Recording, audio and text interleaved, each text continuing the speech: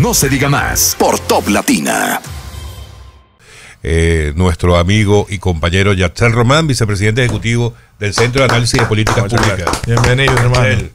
A mí me encanta que usted venga aquí a hablar con nosotros, porque usted es como una especie de bitácora de este país. Gracias. Porque el dato que a usted se le ocurra, un dato del año 1935, Yatsel lo sabe. Sí, el 1 de septiembre de 1935 era el día de cumpleaños de Joaquín Balaguer y le llegó el decreto removiéndolo como primer secretario en la embajada en Madrid, España, lo cual terminó significando que el resto de su vida él siempre esperaba el día de su cumpleaños llegar una mala noticia. ¡Wow! ¡Ay, Dios mío! Y el aplauso también va para ese decreto que le quitó a Balaguer. No. Sí, bueno, ese ido a destiempo. Cuidado. Sí, la única crítica que le tengo es que no gobernó más tiempo. ¿A quién? A Balaguer. Debió gobernar un ching más. No, debió morirse chiquito. No se pongan esa discusión ahora, porque ya eso pasó, señor. O sea, defecio. Vamos a la actualidad. Sátrapa. Todo el mundo está atento al tema, bueno, ya más que atento, están reaccionando al proyecto de reforma fiscal o de modernización fiscal como fue presentado por el gobierno. Decía yo hace un ratico, vamos a empezar por allí, que lo que me parece es que los distintos sectores o reaccionaron tarde o no creyeron simplemente que venía el lobo y al final llegó el lobo y ahora están como, ¿y qué pasó aquí? Es mi visión desde este lado, ¿no? ¿Cómo lo estás viendo tú? No es muy diferente a lo que usted acaba de enunciar por una razón sencilla. República Dominicana desde 1991 no tiene un proceso abarcador de reforma en su sistema tributario. Lo que hemos tenido son principalmente parches que aumentan un poco la carga en el momento para intentar cerrar el déficit, pero un desmonte de incentivos y subvenciones, al mismo tiempo también exenciones, no lo habíamos visto desde aquel momento. Entonces muchos pensaban que quizás eso iba a ser un abordaje más que todo publicitario para después dejar lo mismo y que sucediera entonces lo mismo, pero no pasó lo mismo, sino que estamos entonces ahora realmente modernizando la economía. Y yo he estado compartiendo algo que a veces se malinterpreta un poco, pero yo quiero entonces aprovechar aquí la audiencia de No se diga más para explicarlo. República Dominicana en los años 70 tuvo un crecimiento espectacular. De hecho, ahora mismo la audiencia escribe en Google crecimiento PIB República Dominicana y va a ver esa línea que a partir de 1967 se dispara e incluso en el 72 llega a 18% por encima de cero del Producto Interno Bruto. Eso era más que todo por la renta azucarera. Sin embargo, la renta azucarera se cae en el 1977 y eso que representaba el 35% de nuestras exportaciones y que permitía financiar más que todo el gobierno ya no era suficiente. Eso obligó al siguiente gobierno a presentar un proyecto de reforma fiscal 1980 que introducía el IVA, impuesto al valor agregado. Eso era el gobierno del presidente Antonio Guzmán. Sin embargo, él, aunque tenía una mayoría, el Partido Revolucionario Dominicano en la Cámara de Diputados, la inmensa mayoría de esos diputados eran opositores al gobierno porque eran de la facción contraria a la suya. Entonces les rechazaron el IVA y eso condenó a la quiebra al gobierno y condenó a tener que endeudarse mucho más que el gobierno anterior. 1978, el gobierno termina con un 21% del Producto Interno Bruto comprometido con deuda. 1982 termina con 55%, pero más que todo porque no había recaudaciones. El siguiente gobierno, que era de la facción que fue contraria, se da cuenta de que no puede seguir de esa forma. Entonces en el 83 presenta una nueva reforma fiscal que reintroduce el IVA, pero para pretender que era algo distinto le pone de nombre ITEVI, impuesto a las transferencias de bienes industrializados en ese momento, que era de 6%. 8 creo. No, en el 83 era 6, después fue aumentado a 8. Sin embargo, no fue suficiente para frenar la crisis que llegó por la quiebra. Y ya entonces en el 84 sabemos lo que terminó pasando con el Fondo Monetario Internacional. Del 86 al 90 no hubo reforma porque retorna el presidente que anteriormente se había acostumbrado a financiar con exportaciones las inversiones. Eso ya no existía, entonces hubo emisiones inorgánicas, hubo inflación y hubo escasez, hubo circulante excesivo.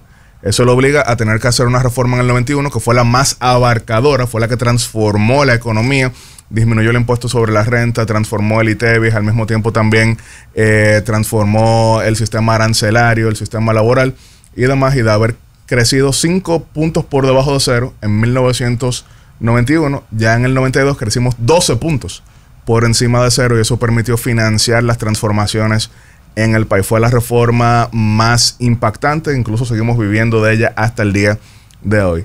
En adelante, ¿qué sucedió? En 1997, el gobierno de esa época quiso hacer una nueva reforma asesorada por grandes economistas. Sin embargo, era un gobierno con una ínfima minoría en el Congreso, solamente 13 diputados de 120 y un senador de 30 y se la rechazan. En el 2000 llega otro gobierno al poder con un signo del Partido Revolucionario Dominicano y ese sí aplica un paquetazo fiscal, fue que le llamaron en ese momento, pero más que todo aumentó impuestos. Hizo dos mientras estuvo en el gobierno, pero entonces en el 2004, fruto de la crisis del 2003, se hace nuevamente otro parche. Del 2000 al 2012 hubo 9 parches llamados reformas fiscales, a pesar de que no reformaban el sistema. En el 2012, que fue año electoral, tuvimos un déficit de 6% del Producto Interno Bruto, a pesar de que la meta era alrededor de 3%. Es el déficit más grande que hemos tenido. Algunos entienden incluso que fue lo que terminó llevando al resultado electoral de ese año. Un 6%. 6%. Eso es gigantesco en el contexto dominicano, porque en otros países en algún momento ha llegado a 10%, pero por una crisis devastadora. En República Dominicana no había una crisis devastadora, pero sí hubo un rompimiento de acuerdo con el Fondo Monetario Internacional en el 2011 para el año electoral. Se presentó entonces en noviembre un proyecto que incluía muchas de las cosas que estamos viendo ahora, pero después las retiraron y solamente aumentaron algunos impuestos, entre ellos el ya ITEVIS, que inicialmente se llamaba ITEVI, que llegó al 18%. Puso la S ahí. Sí, la S no se le puso en el 12, pero se amplió ya hasta el 18% que estamos viendo ahora. De ahí en adelante, los 8 años del 2012 al 2020, se pasaron hablando de la necesidad de hacer una reforma de verdad. Se pasaron hablando de la necesidad de pactar un cambio. Se pasaron hablando de lo integral que esto debía ser. Sin embargo, a pesar de que tenían el 100% del Senado, en un momento, los 32 senadores, en un momento tenían 31 de 32, pero ese 32 después pasó al oficialismo, que era Amable Aristi. En la Cámara de Diputados llegaron a tener también 148 diputados, porque se sumó el Partido Revolucionario Dominicano, versión Miguel Vargas, al gobierno, pero nunca se hizo la reforma. Hablaron bastante sobre ello, pero nunca se aplicó. Entonces, ahora mismo, ¿qué se está haciendo? De nuevo, si escuchamos lo que fueron todos los procesos previos, hubo que esperar a la crisis, al estallido, a la quiebra para transformar la economía. Ahora lo estamos haciendo en un momento de paz, en un momento de crecimiento, en un momento de relativo éxito en el contexto latinoamericano, donde República Dominicana es de los países que más brilla. Hacerlo en este momento es lo que permite evitar que suceda como en el 80, 83, 91, 2002, 12 o 2004, que fue un colapso. Y algunos me preguntan, por ¿de qué colapso tú estás hablando si República Dominicana sigue creciendo? ¿Tú estás diciendo entonces que este gobierno va a dejar de crecer? No, de ninguna manera. Sin embargo, tenemos un problema estructural. República Dominicana, con el sistema actual, recauda, en el mejor de los casos, 13% del Producto Interno Bruto.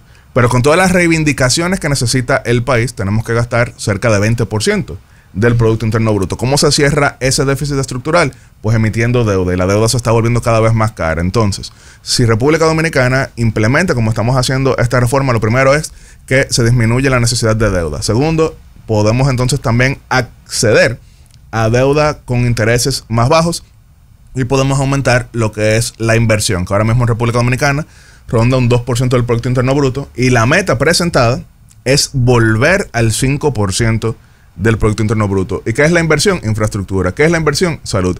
¿Qué es la inversión? Realmente estamos hablando de transformar también la educación con mejor gasto, con mejor inversión, pero eso requiere recursos. Siempre es doloroso, siempre es difícil. Miren que en el 80 se la tumbaron a Guzmán.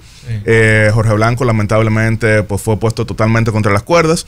En el 2012, de manera un tanto brillante, Danilo quiso insinuar que era culpa de Leonel, entonces por eso finalmente las protestas fueron contra el expresidente y no contra el presidente. A Balaguer le tenían el país prendido en fuego en el 91, pero cuando él hizo esa reforma, que él estaba en minoría en el Congreso y se la rechazaban, él lo que dijo, y yo estaba compartiendo este video, fue: si el país no me apoya en esto, el país va a la ruina, va al precipicio, va al despeñadero, porque tenemos que corregir la economía. República Dominicana en ese momento lo logró. Alex, usted, por ejemplo, es venezolano, sabe muy bien que 2 años antes Venezuela intentó con otras recetas, pero más o menos similares, igual corregir su economía, Y a pesar de que el gobierno solamente llevaba semanas en el poder, eso significó un estallido que prendió en fuegos a Caracas, llamado el Caracasas. Año 89. 89, 27 de febrero del 1989. Correcto. El gobierno tenía semanas en el poder. República Dominicana lo hemos logrado y de nuevo, la meta es transformar mientras estamos en un mejor momento. Pero fíjate que yo no sé si, perdona Máximo, yo no sé si tienes otras referencias internacionales que nos ayuden a entender un poco el aspecto local. Se dice que el sector más golpeado va a ser la clase media. De hecho, hoy la portada del Dinero habla de que la carga será en un 81, o el 81.9 de la carga será precisamente soportada por la clase media. Desde el gobierno se ha dicho que son los sectores más vulnerables y que estarán preparados, y de hecho hay incluidas algunas medidas dentro del proyecto para compensar ese efecto negativo en las clases más vulnerables. Entonces, ¿quién no nos está diciendo la realidad? ¿Es o no es el sector de la clase media el más golpeado? Al fin y al cabo, todo esto es debate económico. Sin embargo, la diferencia entre este proyecto de modernización fiscal y los 9 parches del 2000 al 2012, que lo que hicieron fue aumentar principalmente los impuestos al consumo, al punto de que llegamos a un 18% del ITEVIS, es que en este momento se eliminan esas exenciones, se eliminan una parte de estos incentivos, que aunque tenían su razón de ser en el momento, terminaron siendo algo utilizado como trampa. Yo siempre hago la referencia en el béisbol. Había un lanzador llamado Tim Wakefield que tenía un lanzamiento poco ortodoxo. Él tiraba el brazo, era muy hacia el extremo y uno nunca sabía por dónde venía la pelota y él ponchaba a la mayoría de jugadores. Sin embargo, cuando ya casi todos se dieron cuenta por dónde era que venía la pelota, entonces era cada rato dándole jonrón y jonrón y jonrón. Entonces muchos de estos incentivos que tienen su razón de ser ya eventualmente le cogieron un poco el truquito y terminaron siendo utilizados para manipulación. Yo no estoy diciendo con eso que sean necesariamente gente mala, solamente digo que perdieron la razón de ser. Y por eso precisamente estamos hablando de clase media que necesita infraestructura, estamos hablando de clase media que necesita mejor inversión, y eso es con dinero. Ahora, desde luego, siempre hay debates y para uno ver realmente el impacto de lo que se está haciendo, tenemos que esperar más que todo el primer cuatrimestre del año 2025. En el 2012 se hizo aquel aumento de impuesto al consumo y a pesar de que levantó aquellas protestas, ya en el 2013 con el dinero disponible era mucho más popular el gobierno, el punto de que ese gobierno que hizo dicha reforma se reeligió con 61% en el 2016, porque generalmente cuando hay más dinero disponible también se puede invertir mejor. Pero de nuevo estaba compartiendo algunos números. Si quieren algunas experiencias también internacionales, hay una que a mí me gusta compartir que es cercana a nuestra jurisdicción, es la de Puerto Rico. Puerto Rico tampoco tenía estructura de impuestos al consumo históricamente, porque dependía más que todo de las llamadas exenciones tributarias americanas, las 936, mediante las cuales empresas estadounidenses que se establecieran en un territorio no incorporado no tenían que pagar impuestos federales. Entonces eso generó un crecimiento magnífico para Puerto Rico durante 40 años. Pero en 1996 lo eliminan con un periodo de desmonte hasta el 2005 y entonces se cayó la economía puertorriqueña porque ya no recaudaba nada. Y es ahí en ese momento que se crea el llamado impuesto a las ventas y usos, que durante la campaña del 2004 entre Aníbal Acevedo Vilá del Partido Popular Democrático y Pedro Rosselló del Partido Nuevo Progresista, Rosselló dice que sí, que él iba a crear un impuesto al consumo, pero Aníbal Acevedo Vilá dice que no. Claro. Aníbal gana y lo tiene que hacer. Y eso llevó, por ejemplo, si algunos en la audiencia conocen un poquito la música urbana, a la referencia que hace Cosculluela en la canción Prum con Wisin y Yandel, cuando él dice: el jefe de la tribu, desde que no subieron el IBU, el novio tuyo está comprando Reeboks. Me encanta ese cambio. Claro, dramático que hace, pero hace referencia para tener... sí, para entender un poquito. Cosculluela en esa canción hace referencia que en el momento en que se crea el impuesto a las ventas, entonces el novio de una bella dama tuvo que pasar a comprar la marca Reeboks, y él dice: loco, loco, crazy, exploto las tarjetas en Macy's, cuando está haciendo referencia a que él sí mantenía un gasto inflacionario. Sí. Wow. Es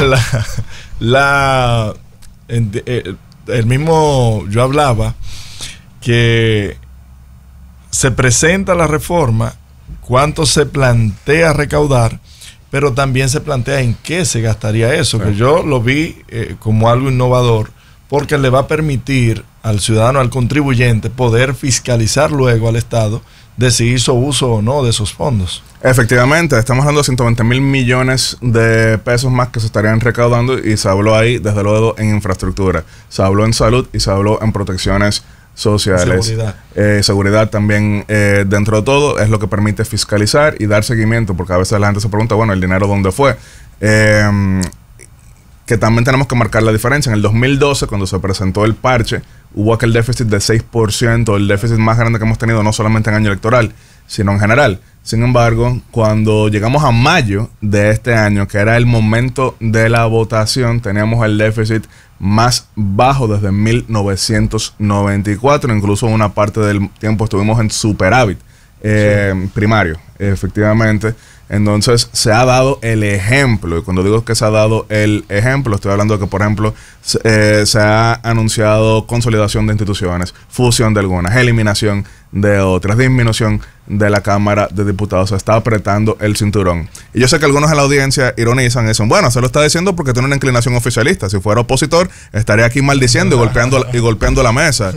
Sin embargo, lo bueno de uno tratar de ser fáctico y analítico y tratar de ser serio en la política es que, como siempre supe que este era un tema país, yo puedo compartir decenas de videos durante 17 años hablando de la necesidad de hacer esto, porque es Pero país. Recientemente se hizo en los debates presidenciales. Claro, y en el debate presidencial, tanto Abel, Leonel y el propio Abinader hablaba de la necesidad de una reforma fiscal. Efectivamente, porque de nuevo tenemos un problema de recaudación en República Dominicana que no se resuelve únicamente con esto. Este es un paso, pero también tenemos, por ejemplo, el tema de la evasión, que se está hablando dentro de la misma presentación, del hecho de que esto es un crimen contra la administración. Claro. Estamos hablando también de la informalidad, que genera también problemas para los mismos informales, porque quedan desprotegidos socialmente. Después entonces necesitan pensiones para las cuales no cotizaron. Entonces esto es un paso de avance, pero hay que reformar. Se necesita voluntad política. Esto nunca es popular. O sea, difícilmente alguien dice, bueno, vamos a transformar la estructura tributaria y todos aplauden, porque incluso cuando son las que intentan ser las más complacientes posibles, a alguien desagradan, porque si un sistema se mantiene durante décadas es porque a alguien le ha beneficiado. Claro, así es. Desde el principio de la primera gestión del presidente Abinader, siempre se le ha calificado, y muchos criticado, de que este es un gobierno de popis y un gobierno de empresarios. ¿Tú crees que con este proyecto de reforma fiscal, de alguna manera, los empresarios una vez más están saliendo ilesos, o definitivamente la propuesta tal como está presentada tiene ribetes o tiene señales de que va a ser realmente más equitativo el tema tributario? Yo discrepo totalmente en el sentido de que los empresarios salgan ilesos, que sé que no es lo que usted está diciendo, pero lo está replicando como pregunta, porque sé que le llegan muchos mensajes, que llega a través de conversaciones, pero miren justamente de que varios sectores no están contentos con el cambio de las exenciones, y eso es entendible. Sin embargo, repito, ya son sectores que muchos de ellos pueden caminar y no está supuesto a ser eterno. Siempre hago la reflexión de la creación del vigía antinapoleónico en la costa británica durante la guerra de Inglaterra contra Francia napoleónica. Esa posición que fue creada con un fin específico, que era anunciar, está llegando Napoleón por la costa, fue eliminado de la nómina en 1952. Y usted no tiene que ser el mayor conocedor de la historia francesa y europea para imaginarse que en el 52 Napoleón llevaba un poquito de tiempo fuera del mundo de los vivos. Pero por eso fue que ironizó Milton Friedman que no existe nada más eterno en la humanidad que una medida temporal de un gobierno. Entonces, de manera valiente, Luis Abinader está haciendo lo que él prometió, y fue lo que, sí tengo que decirlo, yo he votado 3 veces por Luis Abinader. Luis Abinader me hizo vicecanciller, me ha hecho embajador, pero la razón por la que yo, viniendo de un sector que era tradicionalmente adverso al segmento político que él representa, fue porque él, desde la primera vez que lo escuché en el año 2007 hasta esta campaña en el 2024, le ha resaltado que quiere ser recordado como el presidente de las reformas, y eso es lo que está haciendo. yo estoy convencido de que de la misma manera, a pesar de que Máximo no tanto, miren... no, yo estoy convencido, líder. No, pero lo que voy a decir es que de la misma manera en que se sigue hablando de la reforma del 91 como la que transformó el país... ¿Cuál fue la más determinante? Fue tanto la arancelaria como la laboral, como la misma desde el punto de vista tributario. Yo estoy seguro fue que... Fue un conjunto, no necesariamente... Fueron conjuntos. Fue un conjunto. Sí, claro, y fue en crisis. Yo estoy seguro que cuando miremos hacia atrás en 20 años, estos pasos de reformas que se están dando serán recordados como los que permitieron hacer una transición en la economía dominicana. Bueno, ojalá y para el 2036, como se tiene previsto, el PIB pueda duplicarse. No se diga más por Top Latina.